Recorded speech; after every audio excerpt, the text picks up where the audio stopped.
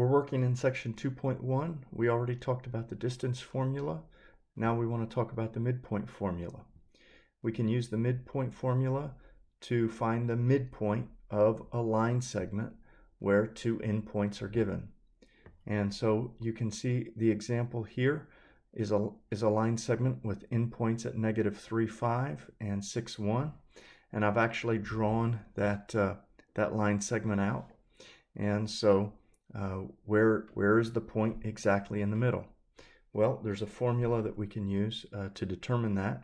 And so I'd like to show you where that formula comes from.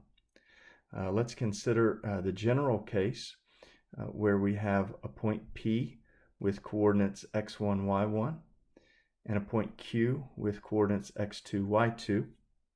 And so what that means is at the left end of the line segment, the x-coordinate is x1, and at the right end of the line segment, the x-coordinate is x2. And so we're just going to look in the x direction first, and then we'll look in the y direction afterward. So we're separating out the two directions from each other. So the point we're looking for is the midpoint, halfway in between. So it's about right there. And so you already know a formula to find the midpoint. The midpoint is just the average in this case. Halfway between two given numbers is the average between those two numbers. And so all we need to do is just add the two numbers together and divide by 2. And so the x-coordinate would be x1 plus x2 divided by 2. And similarly, the y-coordinate would be y1 plus y2 divided by 2. So the midpoint is given by, let's write that out.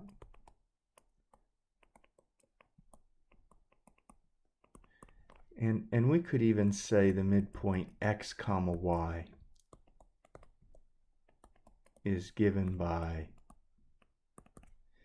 x is equal to x1 plus x2 divided by 2, and y is equal to y1 plus y2 divided by 2. We have to be just a little bit careful here.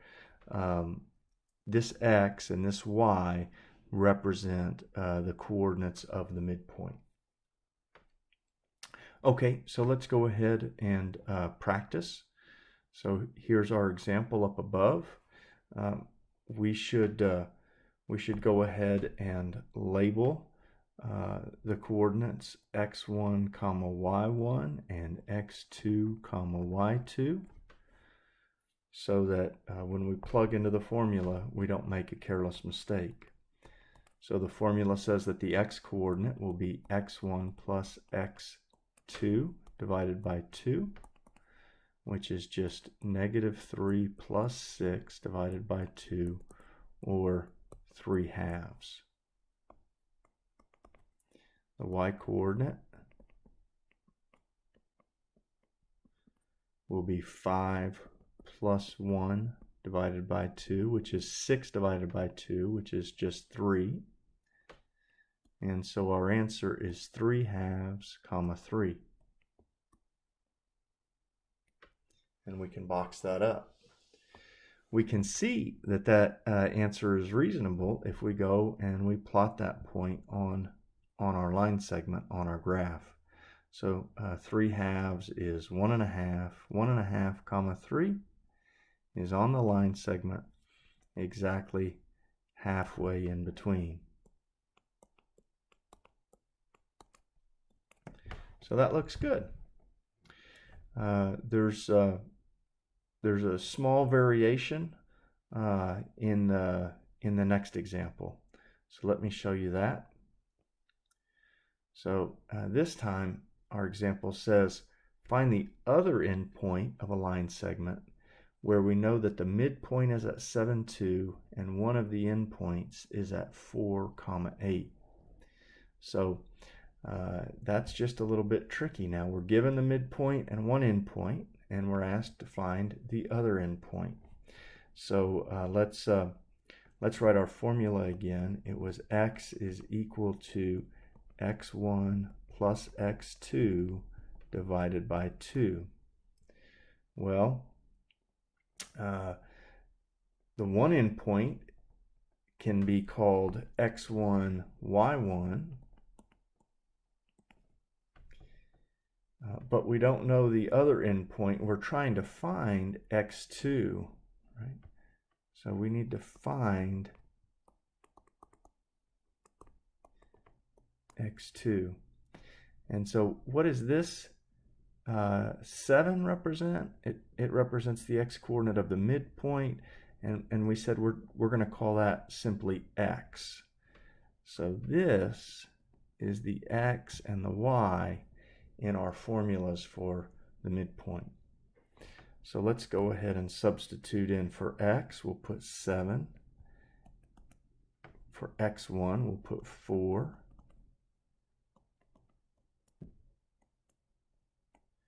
We'll leave x2 unknown. All that's divided by 2. And then we just need to solve for x2. Probably the quickest way to do that is just to multiply both sides by 2. 2's cancel on the right. You're left with 14 is equal to 4 plus x2. And so you can subtract 4 on both sides, and you have x sub 2 is equal to 10. So there's the x-coordinate of the endpoint, and then we can do something similar to find the y-coordinate of the endpoint. Let's write it out. Let's write y equals y1 plus y2 divided by 2, and then let's plug in. For y, we'll put 2 as the midpoint. For y1, we'll put 8, and then solve for y2. Once again, we can just multiply both sides by 2, and we have 4 is equal to 8 plus y sub 2. And then when we subtract 8 on both sides, we get y sub 2 is equal to negative 4. So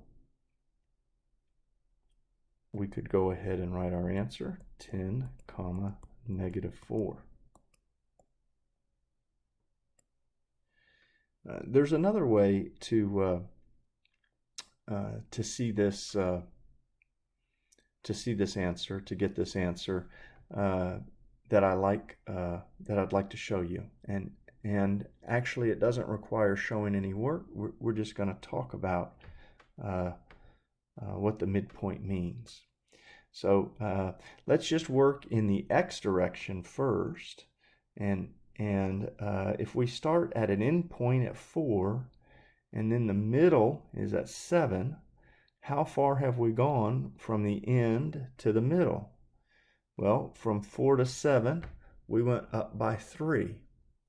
And so if we want to get over to the other end, then we should go up by 3 again. 7 plus 3 is 10. And that's exactly the answer we got. We could do that again in the y direction. Start at the end point at 8, and we go down to 2 for the middle. So from 8 to 2, we decreased by 6. We subtract 6. And so if we want to go from the middle over to the other end, we'll just subtract 6 again. 2 minus 6 is negative 4. And there's the answer. So 2 ways to think about this problem. I would just make a final note. This is another formula that you need to know. So there's a midpoint formula and a distance formula. Make sure you memorize both of them. Make sure you don't get them confused with each other. It could be easy to do.